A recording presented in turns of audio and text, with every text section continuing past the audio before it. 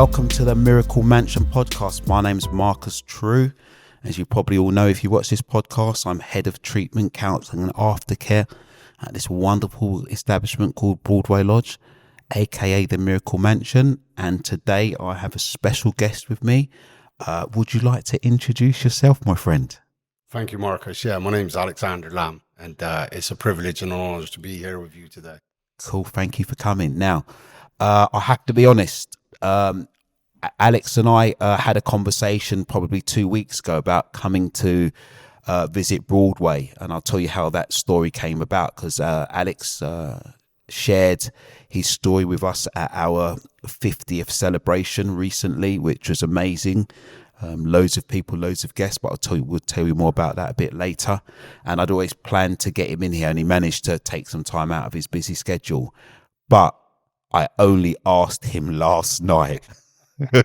Always throwing in at deep end. Yes, so we either sink or we swim. Thank you very much. And Alex agreed off the cuff, didn't ask what it was, what I was doing. I said, do you fancy doing a podcast? He was like, yeah, no worries, we'll do that. And then just as we come in, he goes, I've never done a podcast before, I don't know what to do. Anyway. Still an addict agreeing to something what I know nothing about. Brilliant. So listen to this. Just want to, firstly, before we go ahead, for those people that follow the channel, for those people that are interested in coming to Broadway Lodge, like or subscribe to the channel.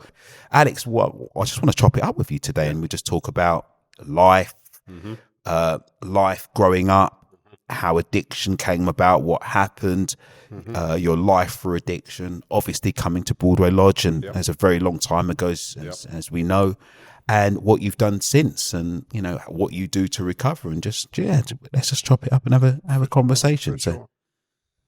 So it was February the 8th, 1997, when I turned up at the doors.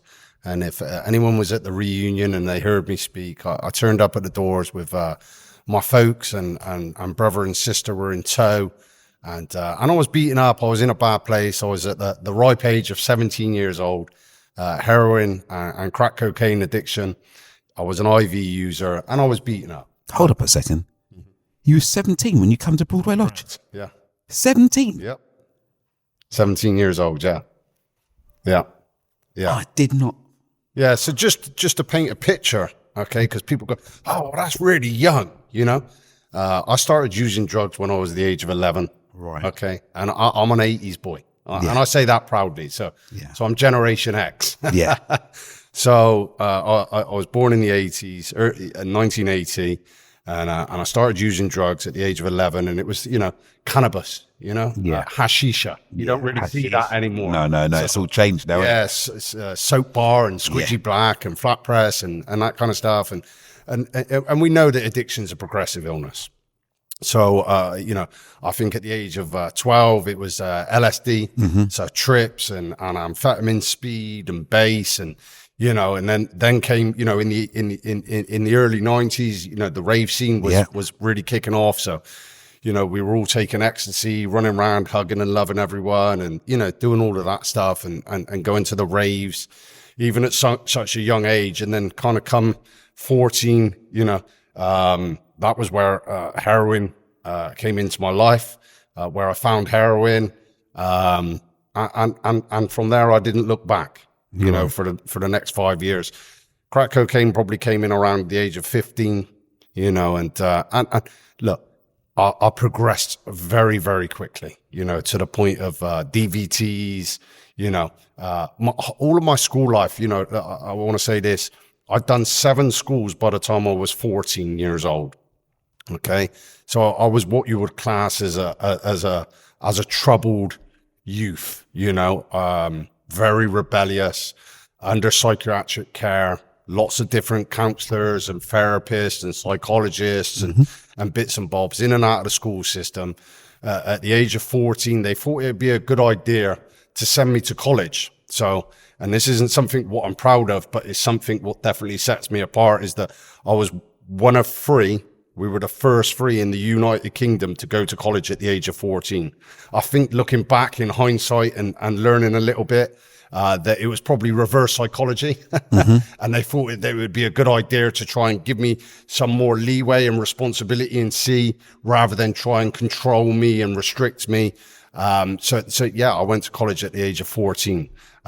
But kind of, all of the snowball effects of the addiction, we could be here all day, Marcus, talking about it. Okay. But the reality of it, at the age of 17, everyday IV user, the addict, what would steal your wallet and try and help you find it, committing lots of crime, very, very troublesome, DVTs, injecting intravenously in my neck, in my feet, wherever I could.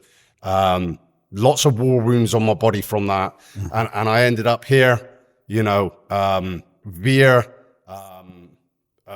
the kind of courts as such. I'd been arrested and thank God for the parents who have a bit of wisdom. They thought it would probably be a good idea that they kind of look to get me into rehab before I go to prison.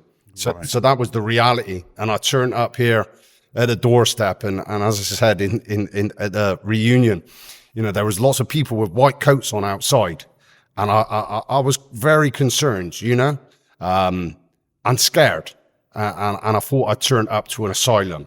It wasn't until after a couple of days, maybe a week or so, that I managed to identify that these people in the white cloaks were the chefs and the cooks. Right. Yeah. I kind of come in and they gave me a detox here, and the story goes on. Why did things get so bad so young, so early? Look, I think that, and I look at the way the world is now,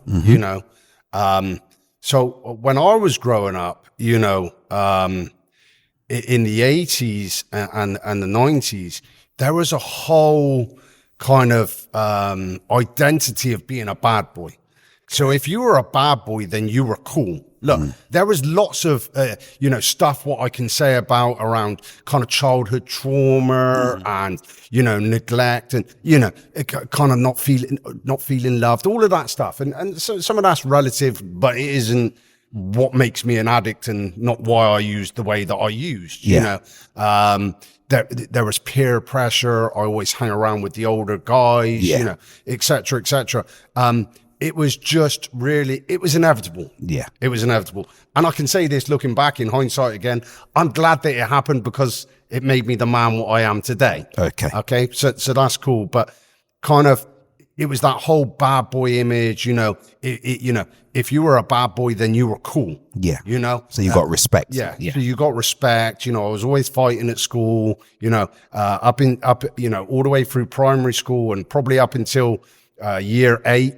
Or in senior school, I was always the toughest. Yeah. You don't mess with Lammy. That was what they called me. Yeah. And you didn't mess with Lammy. But here's the thing. You start taking drugs, you stunt your growth, you stunt puberty. So everyone else started growing up, and my small hands were no longer matching up to the guys what's got the bigger hands, So, anyway, that's kind of all besides the point. But yeah, it was just that whole bad boy image, wanting to be cool, wanting to be fit in, wanting to be recognized. I suppose some of that, there's some truth in the family home, that was, for a youth, was quite messy. It was quite messy. There were some divorces and, there was a level of neglect and, there wasn't the nurture what probably I needed. Yeah. But again, that's absolutely fine. I probably know that my mum and my dad will listen to this at a later point. Okay. We've been through a whole process and there's no responsibility or blame or anything like that. It was just what it was, and acceptance is the answer to all of our problems in that sense, And I don't want to blame childhood or what I'd experienced for my addiction. Okay. Because at the end of the day, we as humans, whether we're, 11 years old or 21 or 50, we all have a choice. Yes. We all know the difference between right and wrong. Okay. And I chose to take the drugs. No one put a gun to my head. But, again, a sense of belonging, ease and comfort. I think the big book of AA, NA talks about escaping a reality, all of that has some relevance. Okay. But let me just say this whilst we're talking about addiction. I've got many friends who went through far worse than what I went through in my childhood. Okay. That never used. Right. Okay. Do you know what I'm saying? Or I've got friends who've done exactly what I've done from the age of 11 up till 14. You know, the rave scene, the ecstasy, the amphetamines, the puff, you know, all of that stuff. You know, they met the girl. You know, they got a girlfriend. Yeah. They got a job. You know, they moved areas. Yeah. You know, they're all fine and they're really great, productive members of society and they've got no addictions problems. I'd crossed an invisible line. That invisible line, I crossed it and there was no return. Yeah. So it didn't matter if I had a girlfriend, a job or whatever, blah, blah, blah. There was no sufficient force what was going to stop me. Yeah. Because we know about addiction with the obsession. And I was off. The compulsion was in and I was gone. I love that you mentioned that line because it's one of those things. Yeah. So those things that I talk about when I'm doing work with the clients in a lecture. Yeah. That invisible line that's crossed that you don't know that you've crossed it, but once you've crossed it, you can never come back. Yeah. I think I can remember the day. I remember it too. When I'd been smoking heroin for quite some time, and I can remember I was meant to be going to college. Yeah. You know, at the age of 14, I was in this college, and I decided not to go to college, which was a regular occurrence, just by the way. Yeah. But I decided not to go to college, and I can remember walking down North Road. It was in a small town outside of Bath called Midsummer Norton, and I was walking down North Road, and I knew that I'd crossed that line because I knew I had to have heroin that day. Yeah. And there was no you know. Yeah. It was like the withdrawals were starting. You know, when you probably more on a psychological level than a physical level at that point. But when I look back now, that was the day where there was no return. And I think if we have this conversation with any addict, everybody knows. Most people can remember the day when they crossed the line. Most people do. And I remember where I was. I remember what property I was in. I remember exactly when it happened. So I love that you mentioned that. Yeah, for sure. Carry on. So you know, going back to the addiction and crossing that invisible line is that there was no return, you know, so I used every day, you know, I wasn't what we used to call them gyro junkie. I wasn't a gyro junkie. I used every day by any means I could, lie still, cheat, borrow, I would use every day. And the progression is the progression, you know, so, you know, you're on heroin, you know, but you know, you're still not a junkie because you're not injecting. You know, you're still not a smackhead because you're not injecting. You know, you're still not scum of the earth because you're not injecting. You know, and familiarity breeds contempt. Yes. You know, so it was like I can remember, you know, the first time I used IV as well. Yeah, I remember that too. Yeah, I can remember that, and you know, it's like when you're in. When you're kind of in the clasps of addiction, you're in, and there's no way out. So any kind of moral kind of standpoint, what you had, or it's out the window, you know. And it was, I think it was because there was a limited amount, you know, and there was I think 2 or 3 of us, maybe 3. And we decided that we was going to, you know, use a needle instead, you know, and from there, look, you know, as I said, I was young, so my body hadn't fully developed. You know, I want to be vulnerable and tell the truth. Yeah, you know, I didn't start shaving until I got clean. Right. Okay. Okay. So it really stunted. Really stunted your growth. Yeah, really stunted my growth. Yeah. I had a nickname of Little Lammy. I was always the smallest kid. Yeah. You know, I was still growing when I was 22, 23 years old. Do you know what I mean? You know, I was still growing, still catching up. That's why I've still got my youthful look, should I say. So there is a positive out of every negative, you know? But, so... But people don't recognize sometimes. I mean, it's quite an important thing that you say, that people don't recognize that when you start using substances at a young age, it actually stunts your emotional growth, which actually will then stunt your physical growth. Your physical growth. And then what we see sometimes when people come into rehab is we see that, you know, we see them literally growing into themselves. You know, we get young adults that responding like children, that want to be treated like adults, that are responding like children, that are literally just growing into their adult self because they've been using for such a long time and drinking. It's just, that moment's just stopped. Just fast forwards on, I'd love to say that I got clean and I stayed clean and I've remained clean since, but I didn't. I left and I used again. I think in Broadway Lodge, we talk about yets. Yeah. We talk about it gets worse, it never gets better. It certainly does. I was beaten up. Was I at a rock bottom? Yes. But was there some more still left in me? Unfortunately, yes. Which is sad because, we're talking about families, mums, dads, all of that stuff. Yeah. And we rip their lives apart when we're using. 100%. And I used again. I went from here to a dry house in Bath. We're not in a 12-step, so it's called Stool Street. Okay. and I got marched out of there.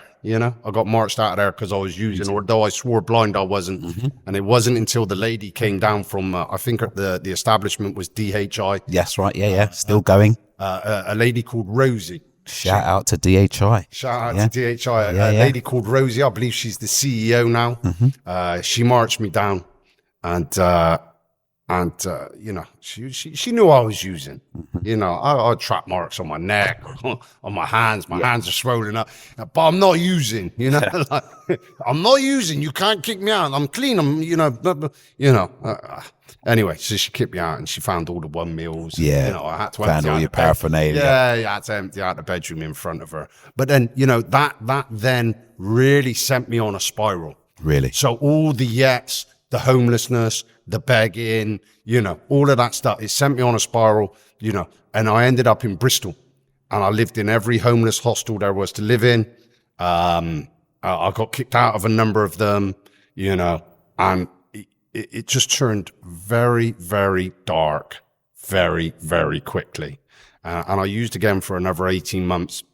I lived it. My last residence of where I lived was the Salvation Army hostel. And let me tell you, at the end of the 90s, it was a lot different to what it is now. You go there now, it looks like a Holiday Inn. Yes. Back then in the 90s, it was a red tin brick building. So you can remember like the old fabs? Yeah. You'd have the concrete and then you'd have the tin on top, and that's what it was. And I was there and I was on the floors, and it was gruesome. You did the fag butt swooping in the morning and begging for a washout or something like that. And I was beat. I was really beat. My sister was in London. My brother, who was always like my Cody. As we were using, we'd done everything together throughout childhood. He was in a treatment center in Bristol called Walshingham House. Yeah. I was, I alone. know there's a difference between being lonely and alone. Yeah. 100%. And I was alone. So I was written off by society. I was written off by my family. Telephone numbers changed. Door locks changed.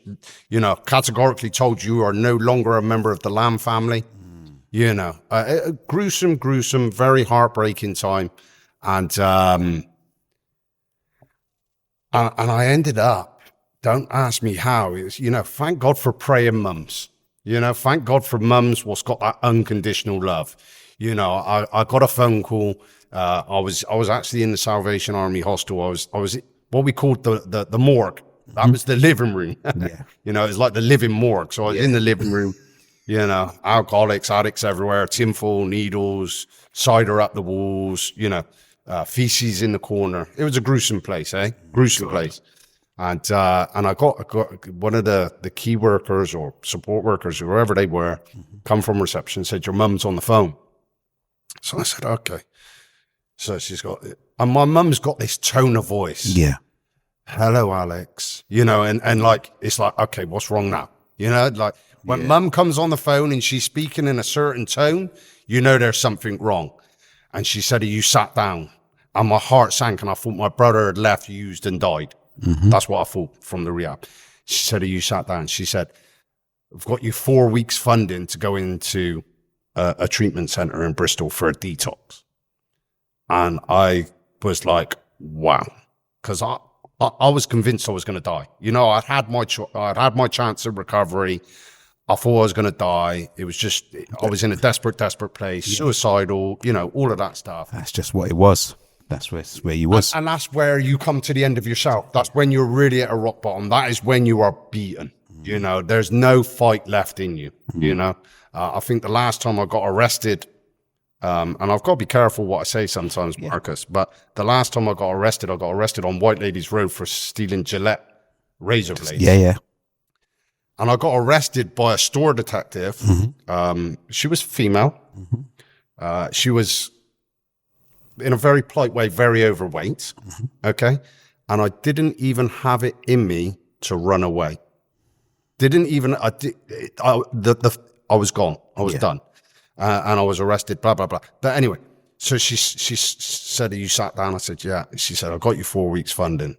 And then, you know, God bless her. Thank God works in mysterious ways, you know, and that's why I say I thank God for the praying mums, you know. And there may be someone listening on the podcast, you know, listen, praying mothers, man, I'm telling you, they're a weapon against addiction. Yeah. And alcoholism for that matter. Yeah. And anyway, I ended up going to this treatment center. And just to say, you know, I don't want to get into a gruesome story. You know, I knew about DVTs, you know, big time. And I'd have been taking barbiturates as well. Right. Okay. Heroin, crack cocaine. You know, my hands were so swollen, I couldn't pick up a pen to do any step work or write anything. I couldn't wear socks or insoles in my trainers because my feet were that swollen. All my legs were swollen. I was done. Yeah. You know, when you say addiction kicked me, it kicked me good and proper. And again, I was at a young age. Do you see what I'm saying? So my body, you know, took a harder toll than what it would of a full-grown man. Yeah. You know what I mean? It's the difference between a Rottweiler getting hold of a baby and a Rottweiler getting hold of me or you right now. Yeah. There's going to be different consequences. Absolutely. You know, and I was a baby in that sense, you know, and I went in and I was beaten up and they gave me a detox, and the detox was the horriblest detox I'd ever had in my life. They gave me lefexidine and Librium. Oh my God. Okay. You know, so you talk about wanting to get clean. Yeah. And if you're a heroin addict and you do a detox and a Librium, that's where you're going to feel it. You're going to feel it, but you're also going to find out how much you want to stay clean. Because let me tell you, man, God himself must have carried me through that. And he did to a degree. Do you know what I mean? Yeah. But it was horrendous. It's hell. Horrendous. It's hell. Horrendous. It's Horrendous. Hell. Hell on earth. Yeah, I'll never forget it. You know, that's not enough to stop me going back to using, just by the way, the detox, but you know, I'll never forget that detox, man. It was tough. It was tough. And then, you know, the guy, God rest his soul, I think his name was Jim. He was a counselor there, and he was a member of Alcoholics Anonymous, and he knew some guys in Alcoholics Anonymous. And they come and picked me up, and they took me to a meeting. Wicked. And I went to a meeting, and that was interesting. And that was a story. That's definitely a story for another day. Okay. But you know, it took me to a meeting and reintroduced me back to Narcotics Anonymous. Fantastic. I done 4 weeks there. I came down to Weston. I done, I think, 6 weeks down in another place. I think by the time, no, it may have been 4 months.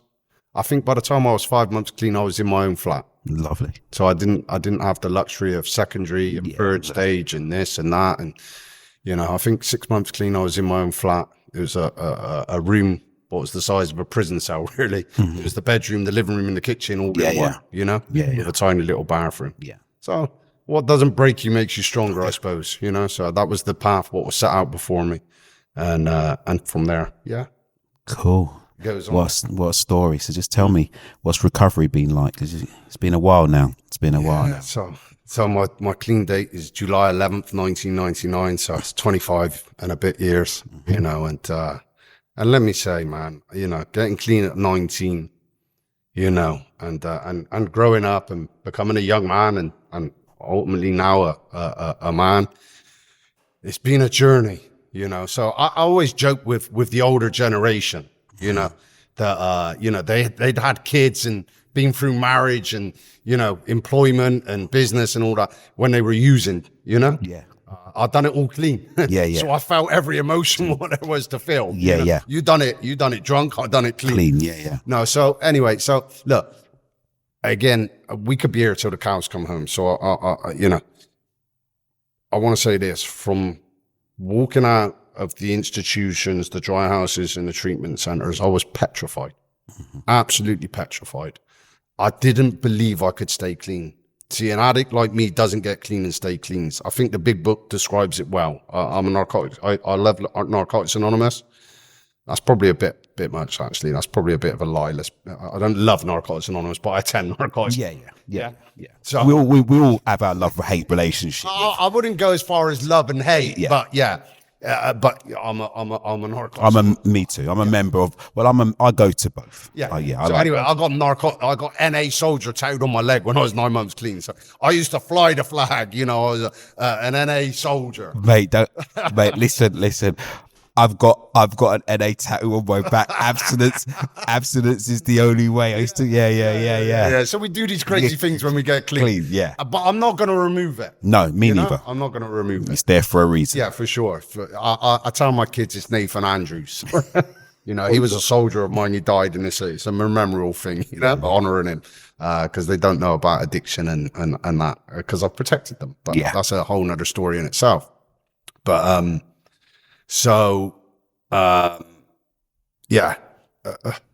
I left and I didn't believe I could stay clean. Mm-hmm. And someone said to me, Alex, all you got to do is stay clean just for today. Now, see, I've done many foolish things, but I wasn't a fool.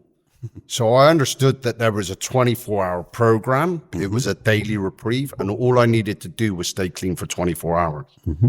So I thought, I'm in with a shot here. I'm not withdrawing. I'm not obsessed about drugs, so I'm in with a shot. And I can remember getting that 24-hour day, that first day clean outside of an institution.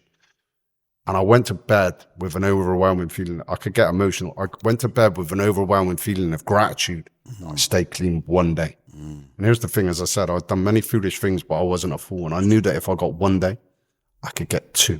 Mm. So I'd done it, and I started stringing a few days, weeks, months, together. And I threw myself into the middle of Narcotics Anonymous. I went to Alcoholics Anonymous. Cocaine Anonymous wasn't around. No, not back then, no. So, I threw myself in. And here's the thing. I met people what were exactly the same as me. And I'm the addict what's going to steal your wallet and try and help you find it. Mm-hmm. So I met people what had been where I'd been, done what I'd done, seen what I'd seen. Do you know what I mean? And we're now here. Let me tell you, that is the only spiritual principle we can give away to a newcomer, and that's of hope. So for the first time in my life, I'd have hope installed in me by the member of Narcotics Anonymous that we could stay clean. It's a wonderful feeling, isn't it? I can't even tell you what that. Listen, when you've been to the gates of hell and insanity with addiction, and you get hope. Listen, you've just won the lottery. Yeah. You've just won the lottery. So definitely. I strung some days and weeks in that, and look, we need to understand addiction in its entirety. So you can take away drugs, you're still left with the addiction. You can take away alcohol, you're still left with the ism. The ism is the I, the self, the me. So that's the unholy trinity. Yeah. So you took away, and look, fear sobered me. Fear kept me clean. Wilson talks about it. Bill Wilson in Big Book of AA. Fear kept me clean because I didn't want to go back to where I'd gone. So I'm going to do anything what you tell me to do. Get a sponsor, I'm going to get free. Go to a meeting, I'm going to go to 3 a day. Do service, I'm doing service at every meeting. So all of that stuff I'd done out of a state of fear and panic and anxiety and worry, vulnerability, throw it all in there. I just got clean. I could, and I'm just like, so I've done all of that stuff. But here's the thing, nowadays, when we look into recovery, we understand that there's a difference between being clean and being in recovery. And also, and I don't want to speak ill, I came into the 12-step program. I was in Western Supermare. I spent a little while in Western Supermare. I think I spent 18 months down here. Mm-hmm. There was misinformed people. Yeah. And I say that with love. Yes. Right? There was misinformed people of how we approach the 12-step program.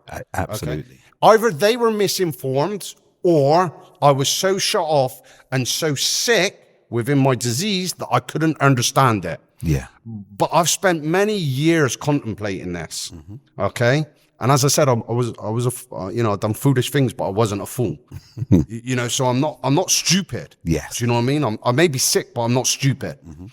And it was, do a step a year, just keep coming back. Just don't use, all of this stuff. And it's true. There's elements of truth, but there's some work what needs to be done. Absolutely. We're not going to find the jewels at the top of the ocean. Okay. So we need to do some work. Okay.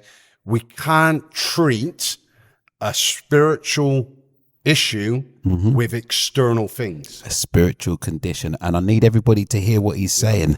We cannot treat this. We cannot treat the disease of addiction with external stuff that will only last for a period of time before the disease comes back and starts to fight you. And it will win.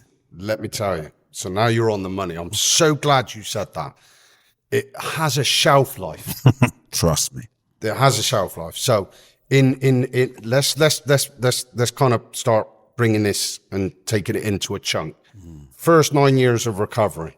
Okay. Failed to invest in myself spiritually through the 12-step program. So when we talk about 12-step program, relationship with God, relationship with others, cleaning out your past, all that stuff, helping the newcomer. Yeah. So I'm still sick, 9 years clean. But let me tell you, I'd accumulated a degree of wealth. Yes.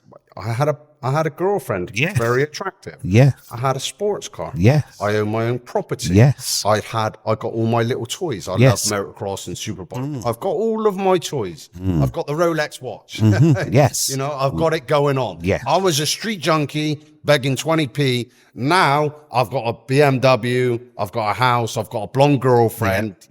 I've got all of those. Yeah. All my ducks are in a line. Yeah. But here's the thing. They worked. They were a sufficient force for a period of time, but they had a shelf life. So fast forwards on 9 years in, being through cancer, that rocked my world. Relationship breakdown of 7 years. Yeah.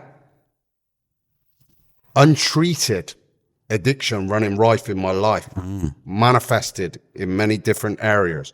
I'd hit a rock bottom.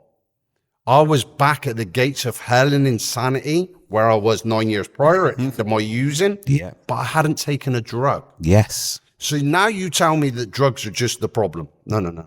I'm the problem. Okay. So 9 years in, and I always say this, God bless my mum again, for to bits. 9 years in, I'm suicidal and homicidal. And I don't mean that, that's just not. No, I know. We know. I'm going to kill you. I'm going to kill myself. Yeah. That's where I'm at. I got the Grim Reaper living within me. My mind is twisted. I'm gone. And you're clean. Yeah. And you've got all the shiny stuff and it doesn't make no sense. Suicidal, homicidal. Again, I love the literature and I always refer to it. The bedevilments on page 52 of the Big Book of Alcoholics Anonymous. Prey to misery and depression. Can't function in personal relationship. It goes on, And I was back. And I seriously, my mum was that concerned. 9 years clean. I'm a 28-year-old man who likes to, or my ego will tell me that I've got it going on and I'm a bit of a chap. Yeah. My mum sat with me and watched me cry myself to sleep for 2 weeks because she was petrified that I was going to take my own life. And that was the truth. And the only reason why I didn't take my own life? Go on. Because I had so much pride. So much pride, man. Yeah. You know what I mean? So much pride. I looked at it and anyway, so it was tough. It was tough. I love that word. You've mentioned two important words, ego and pride. Yeah, man. We need to look at those two words. We need to look at those defects, character and recovery. Pride comes before a fall. Trust me. Okay. And then the ego edging God out, and you become self-reliant and you start thinking that you've done all of this. Yeah, you're in charge. You're the author and the finisher of your recovery journey, and yes. It's going to come on top. Listen, the main problem centers in the mind. Does it not with addiction? Absolutely does. So anyway, I got to 9 years. There was a guy he worked here for a period of time, okay, and he was a support worker, counselor in the rehab where I was in down in Weston-super-Mare, the second time where I got clean, and he came to me and he started 12-stepping me, and he started preaching the 12-step program, and he would challenge me. He said, "So what does step 1 mean? What's powerlessness? What's unmanageability? You know, what's this power greater? You know?" And he would challenge me. And, you know, I've been to NA, you know, I'm a solid NA boy. You know, in them 9 years, man, 2 weeks was the longest I went without a meeting. That was because I was in a foreign country. The day before I left, I went. The day I got back, I went. So that was the longest I ever went in them 9 years. And I was a NA soldier. NA soldier, 100. 2, 3, 4, 5 times a week. No problem. You know what I mean? I was there.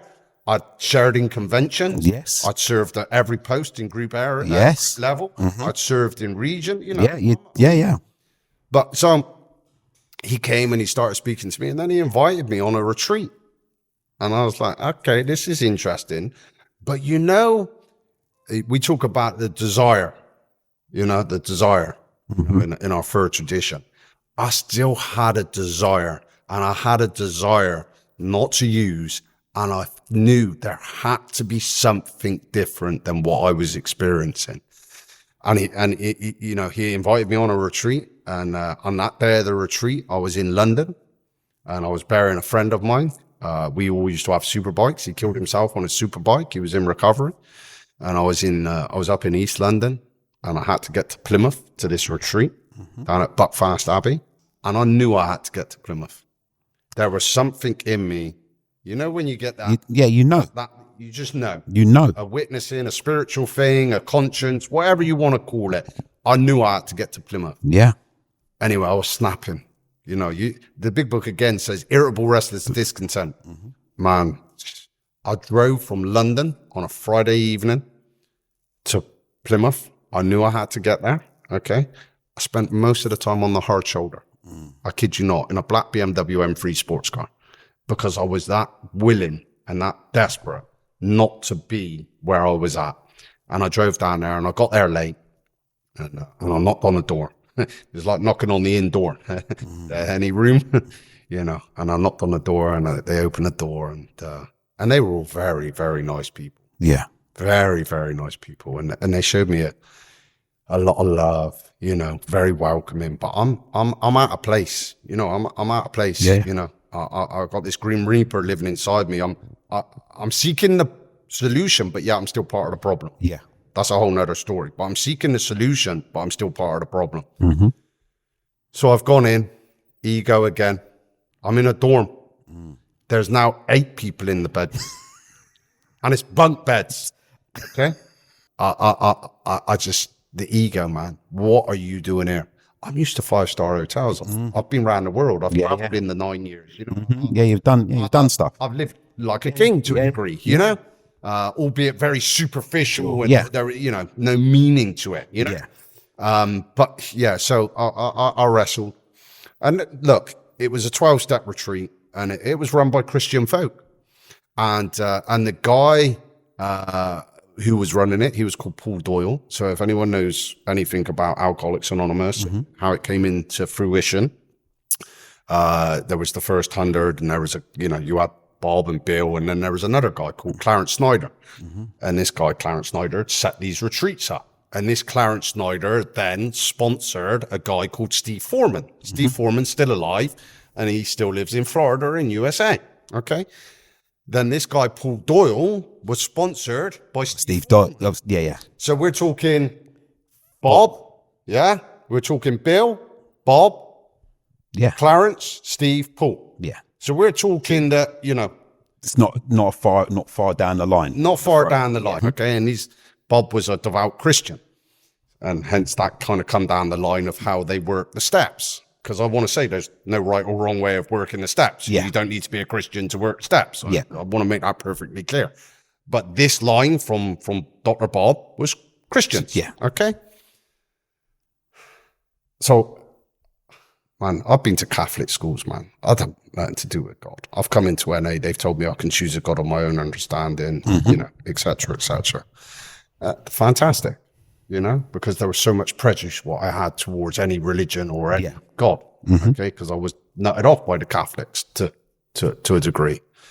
And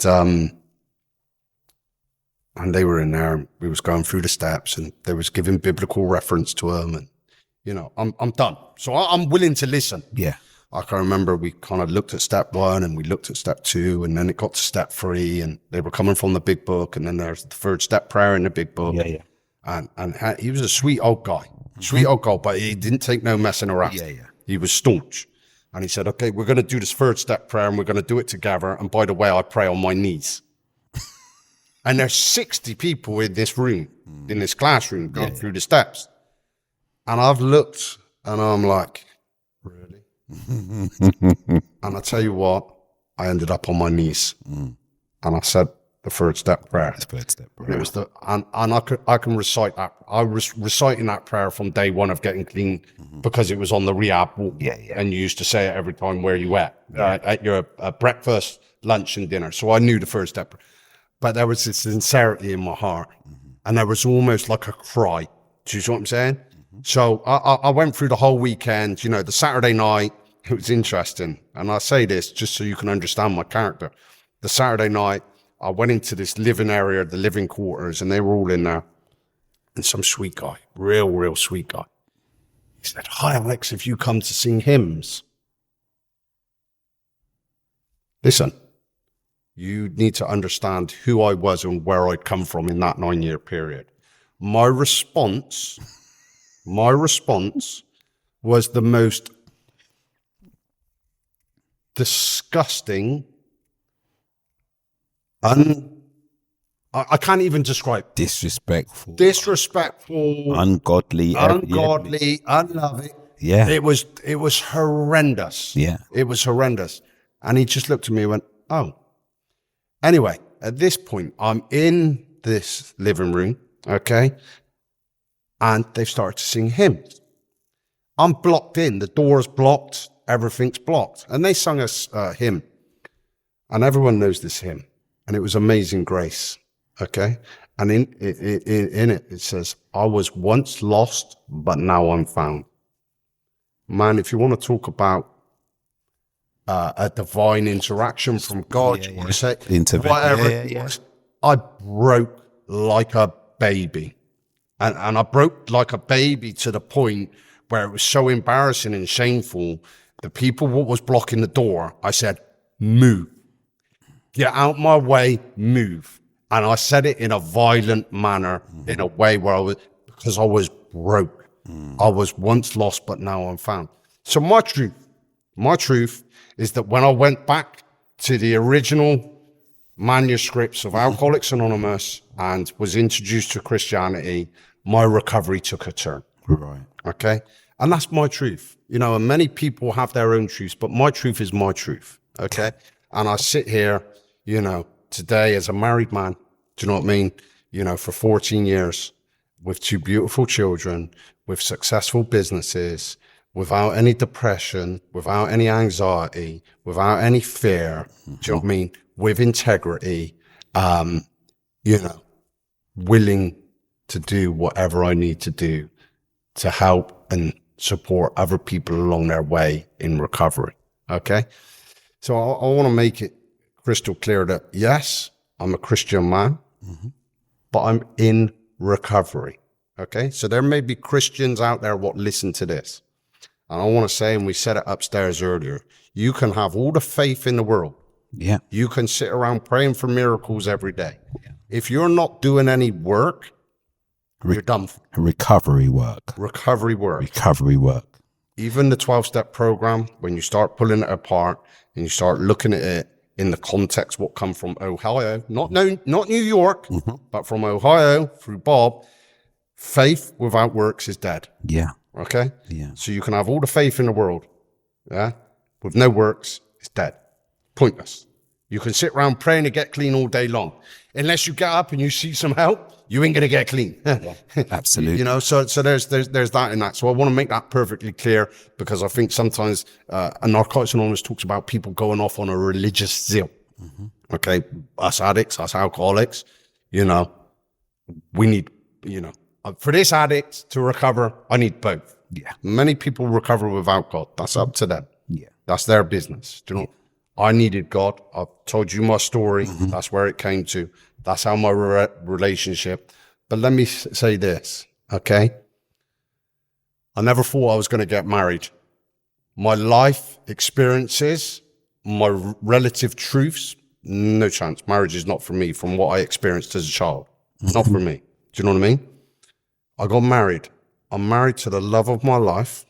I got to be careful saying this. Just I worship her. I worship God first, but I worship her in the sense that I'm devoted to her. I'm head over heels with her. 14 years.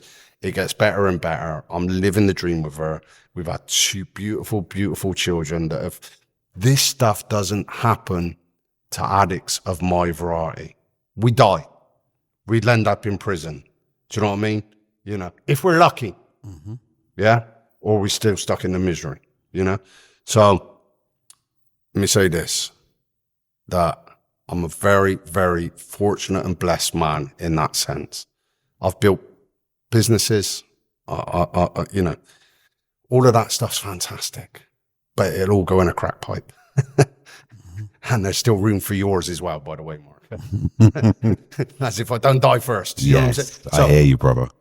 All of that's irrelevant, but the peace, yeah, the peace, the serenity, the acceptance, the tranquility, all of that stuff I have.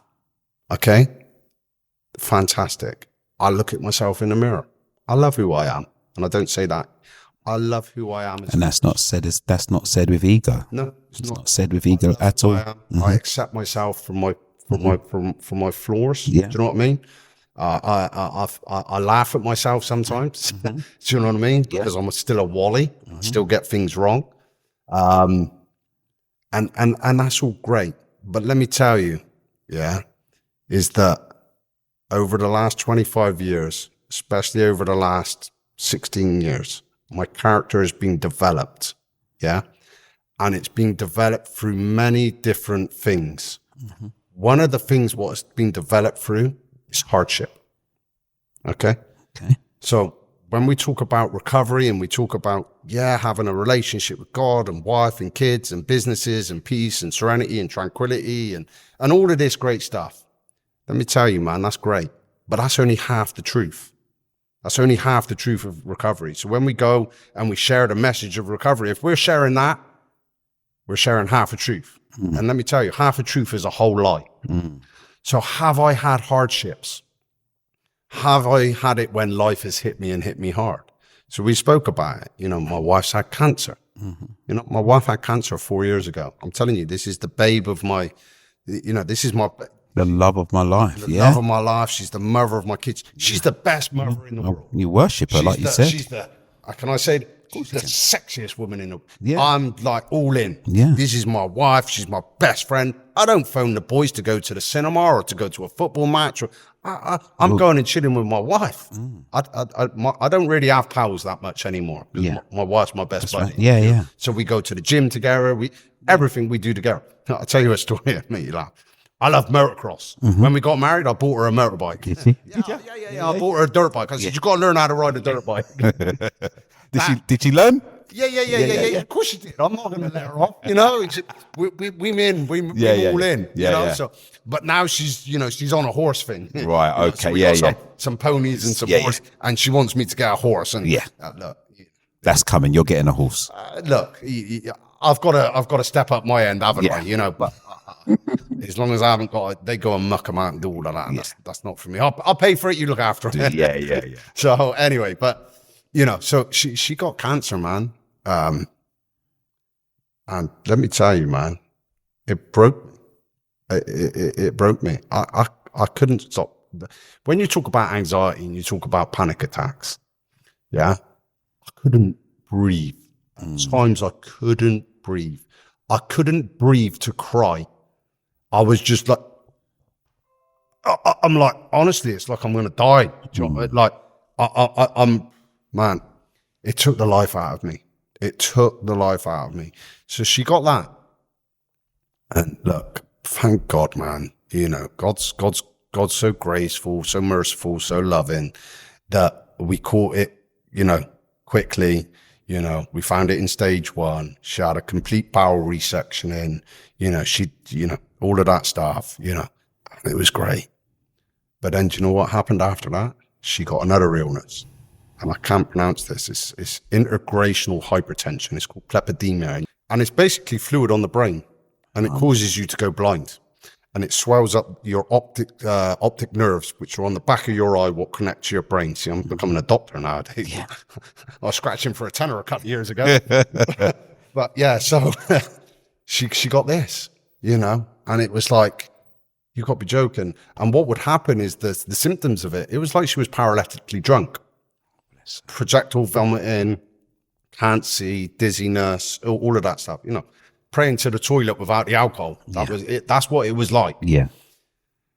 And we couldn't understand it. We couldn't understand it. And it went on, you know. So we've been for cancer now. It went on for 18 months. Oh God. You know, and it, man, you know, in and out of the A&E, lumbar punctures, you know, we'd leave the A&E and then she'd be pulled back straight back in. And it was just like, when you're dealing with sickness and illness, do you know what I mean? In recovery, with a loved one, and you know, it's something different, isn't it? Yeah, look, it's something different. You know, and see, you know, when we talk about step 1 and we talk about, you know, powerlessness and unmanageability, I think somewhere in a text somewhere it talks about the unmanageability, about crisis mentality. You know, how do you react? How do you respond? You know, and this is where I know I've still got work to do on myself and that I've not arrived. So those were the things, and then, you know, there's other hardships with my son. You know, my son was born, you know, and that was a very, very complicated birth. 21 hours full blowing labor. Listen, me and my wife, we were that naive. We turned up to the hospital with playing cards. Yeah. We thought we were just going to go and play a card. Yeah. I didn't have the kind of the father figure was going to kind of set me up for this stuff. I didn't have people around me. So I'm flying dark. So we're turning up with playing cards, thinking we're going to go play a couple of cards. She's going to push out a baby, and that's it, mate. It was horrendous. You know, theater, all the rest of it, blah blah blah. The kids come out. You know, Isaac's come out, head all bust up, cord round his neck, breached, all of that stuff. I'm looking, he's not breathing. You know, there's no, you know, like you see it on telly, don't you? Kid comes out and is screaming and, you know, none of that, you know, and he's like, and then there's a cry. Yeah. And then there's a relief, man. Both my children, I had the privilege. We never got to cut cords because of complications in both births. I'll talk to you about my daughter in a minute. Didn't cut the cord, but I've had the privilege of holding them first and of changing their nappy first. You was there. Do you know what I'm saying? So that was brilliant. But you know, that was tough. Then, you know, my son's had some issues, you know, and I hate labels. I think in the world today, we very quickly label people with all different types of stuff. And let me tell you, you know, when I was a kid, they had to give me every label under the sun, and they had to give me that jug, was it Retlin? Yeah. They would have dosed me up. I would have been on maximum of all of that stuff because I wasn't wired up right. But yeah, so we had some stuff with him, and we've had to see a lot of specialists and stuff. But let me tell you, the boy's fit. He's healthy. He's very, very intelligent. We go to the schools. They tell us he's the model student. I'm boasting on my son. I'm boasting on really God, because all of this isn't my making. You know, and he plays, he's very, very keen footballer. He plays for the county, so that's district level. Yeah, you know, he's doing good. But he's a great kid. Yeah, he's my best buddy. Yeah. You know, he's hey bro. You know that man. We hang out all the time, and he's innocent and he loves it, and you know he's fantastic. But then with my daughter, going back to the hardships, you know, with my wife's pregnant, you know, blah blah blah. Go in, see the doctors, and and then they start giving us the leaflets. Gospel truth. Start giving us the leaflets. Complications. You really need to consider terminating. You really, you know. And that was the conversations. And look, you can nut me off now. I don't care. Call me a religious fanatic. Okay? I'm a man of faith, and I won't be moved.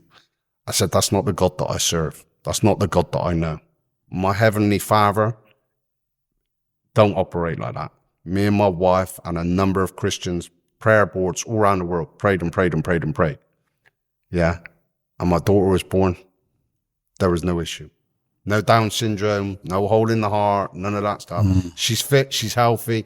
You want to see her go on a horse, man. She got a pony, and she goes. And she's me, really. Beautiful. So my boy is my mum. Yeah. Sweet, innocent, kind, gentle. My daughter, well, she got some sass. She got some sass. She's quick, you know.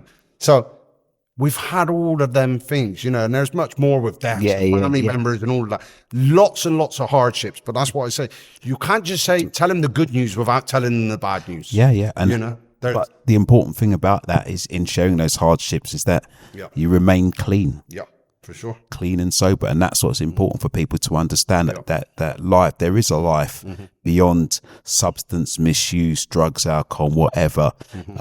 And you can get through hardships, but you know, recovery only promises you one thing, and that's freedom from active addiction. It doesn't promise you a happy life or anything other than that you have to build and gain. And for yourself, there's many people that come into recovery, and because of their substance misuse, they start getting ill. They've got to deal with it. Yeah, for sure. And they do deal with it. They deal with many challenges, and it's just life. It's like when they told me, Alex, you got cancer. I said, you're lying. I was in denial. Yeah. I said, you're lying. I said, you don't know what you're talking about. I was the fittest and the healthiest I'd ever been. I was 27 years old, 26, 27 years old. I just bought my first house in recovery, you know, and I was in that egotistical, grandiose state with a few quid and all the rest of it, untreated addict. And do you know what I said to him? I said, chop my arm off. They looked at me and they said, what do you want about? I said, if the problem's there, take my arm off. And I was bonkers. But anyway, so there's hardships after hardships after hardships, lots and lots of stuff. Do you know what I mean? But I want to say this, okay? What's the message we want? What's the message? Because you've done a lot. You've done a lot in recovery. This is what I want to say, okay? In a nutshell. Because I can't take any glory for this, okay? So first and foremost, I thank the God of my understanding, which is the Christian God, okay? What I have a relationship with. So I'm not particularly a religious man. I just have a relationship with a God of my understanding, okay? And I don't believe any of this is possible without him. But then to add to the arsenal, because this isn't my doing. I'm a car dealer and I can wing most things and I've got a bit of chat, you know? But I can't do this, man. This doesn't add up. It doesn't add up. It's not. Doesn't make sense. I was a street junkie with DVTs. I can't put trainers and socks on. I couldn't read and write. I learned how to read in rehab, and it was the big book what I learned to read first. I re-educated myself in recovery. So I went to the college, and I'd done English and maths. The people that I was doing it was with the special needs. So I was in the special needs class. I don't think they call it that anymore. But I was in the special needs class for English and maths, you know. So listen, this stuff doesn't work. It doesn't work. It's like a Hollywood movie. So listen, God, first and foremost. Secondly, Narcotics Anonymous. Do you know what I mean? And a 12-step program and the society of recovering folk. Do you know what I'm saying? The Society of Recovering Folk, the 12-step program, and God. Those three, without them, I'm done. I wouldn't have a day clean. I wouldn't have been given the hope when I walked in. Do you know what I mean? I wouldn't have had the identification. I wouldn't have had. Do you understand? No. This stuff you can't write. And it's very, very, and I have to say to people that are watching this, it's very, really, really difficult to understand it until you're here and you're in it and you're living that life, and everybody's recovery is different. But I just want to say, I've always admired recovery, admired you from afar in recovery, but most importantly and recently with our reunion and the way that you supported me, the way you supported the reunion, the money that you invested in the reunion, the way that you supported a particular chap at the reunion and what you did for him, it was just honestly, it was blown away. And I just want to say thank you. Thank you. That reunion was a complete success. What you shared was beautiful. I remember you talking about your wife, and it was like it was emotional, bruv. It was emotional. It was proper emotional, and thank you for coming in today. Coming in and coming. We're going to do a recovery workshop around the men. Thank you for coming in and doing this podcast. Listen, Alex, thank you very much for coming down. God bless you.